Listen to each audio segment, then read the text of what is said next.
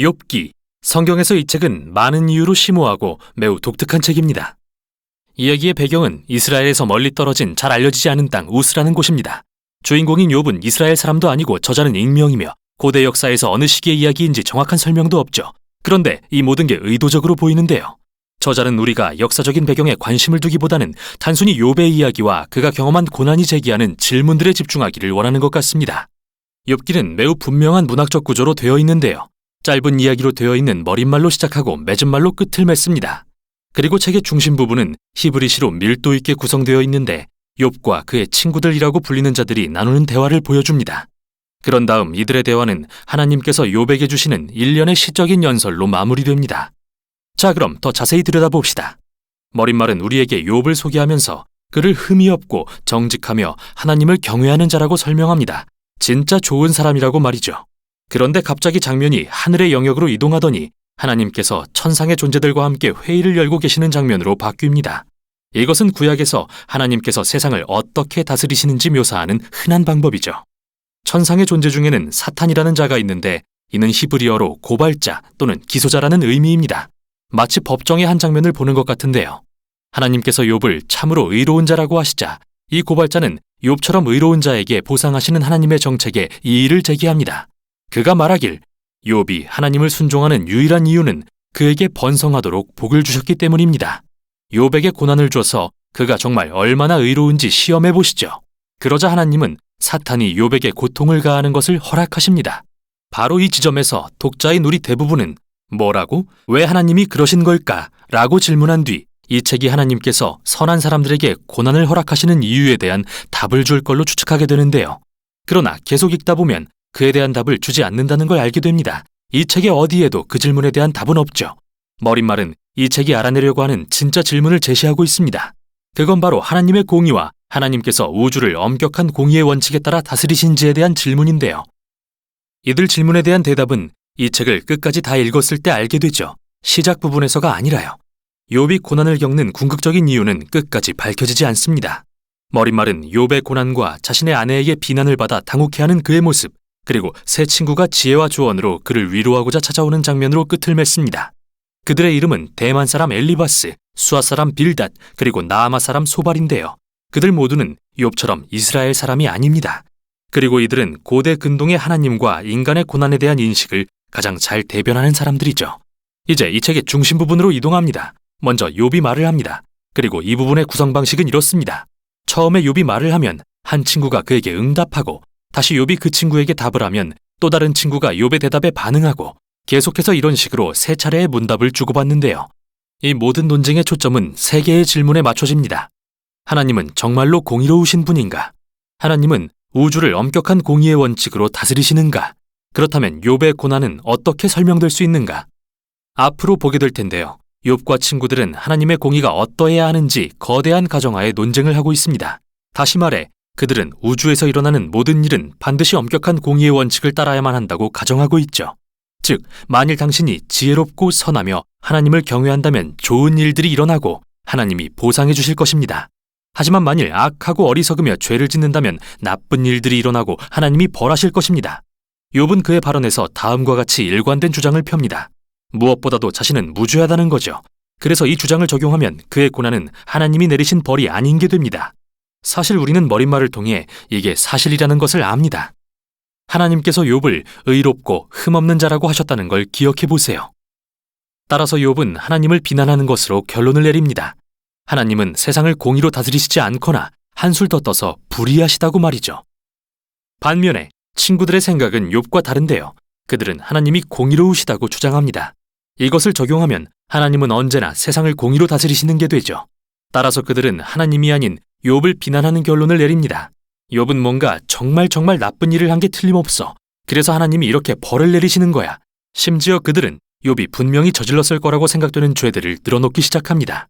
욥은 이 모든 것에 반박합니다. 사실 그는 친구들의 주장에 진저리가 나서 그들과의 논쟁을 그만두고 자신의 문제를 직접 하나님께 가져갑니다. 여기서 우리가 알아야 하는 것은 욥이 감정적으로 거친 혼란을 겪고 있다는 건데요. 한때는 하나님이 의로우시다고 생각했지만 지금은 고난으로 인해 그것을 의심하게 되었습니다. 감정이 폭발한 욥은 하나님이 자신을 괴롭히신다고 비난하기도 하고 심지어 하나님이 세상의 모든 불의를 조정하신다고 주장하기도 하죠. 하지만 이런 생각을 하는 순간 그는 두려웠습니다.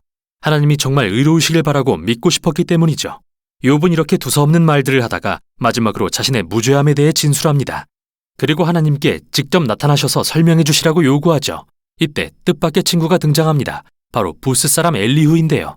그는 이스라엘 사람이 아니지만 히브리 이름을 갖고 있죠. 그리고 엘리후 역시 욥과 새 친구와 같은 가정을 합니다. 그는 하나님이 공의로우시며 그것을 적용하면 하나님은 우주를 언제나 공의로 다스리신다는 게 된다고 주장합니다. 그런데 엘리후는 선한 사람들이 고난받는 목적에 대해 더욱 정교한 결론을 도출합니다. 그것은 단지 과거의 죄를 벌하기 위해서가 아니라 하나님이 사람들이 미래의 죄를 짓지 않도록 경고하시는 것일 수 있으며 하나님은 고통과 고난을 통해 사람들의 성품을 빚으시거나 귀중한 교훈을 가르치실 수 있다고 말이죠. 엘리후는 왜 욥이 고난받는지 안다고 주장하지는 않지만 하나님을 불의하시다고 비난하는 건 분명 잘못이라고 말합니다. 그런데 욥은 엘리후에게 대꾸조차 하지 않고 대화는 끝이 납니다. 마치 고대의 지혜가 동원됐지만 수수께끼는 여전히 남아있는 것 같습니다. 이때 갑자기 하나님께서 회오리 바람처럼 나타나셔서 욥에게 개인적으로 반응하십니다. 먼저 욥이 하나님을 불의하시고 우주를 공의로 다스리시지 않는다고 비난한 것에 대응하시는데요. 하나님은 욥에게 일종의 가상 우주 체험을 시키시고 나서 그에게 우주의 질서와 기원에 대한 온갖 질문을 던지시기 시작합니다. 욥아, 너는 내가 지구를 설계하고 별자리를 정할 때 그 근처에라도 있었느냐? 너는 아침에게 명령하고 날씨를 주관한 적이라도 있느냐? 하나님은 이렇게 욥이 상상해 본 적도 없는 우주 만물을 감찰하고 계셨던 것입니다.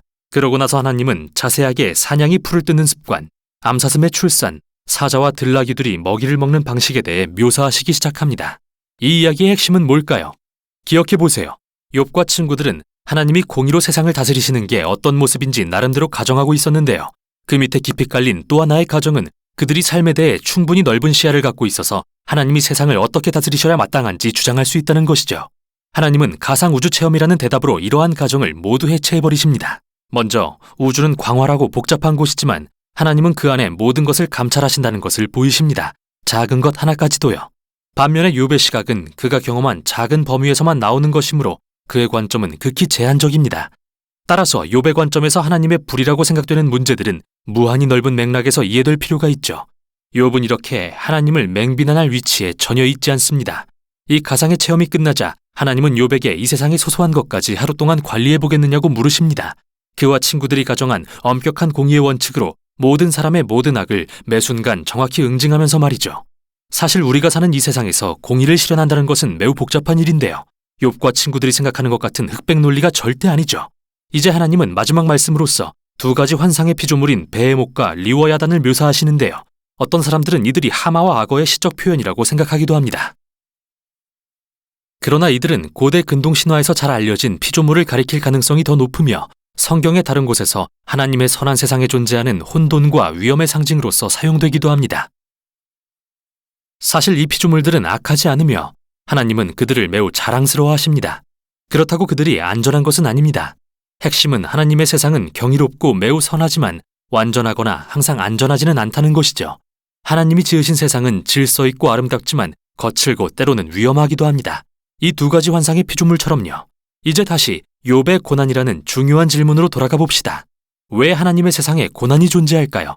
지진, 야생동물 또는 다른 사람 등 고난의 출처를 불문하고 하나님은 그 이유를 설명하지 않으십니다.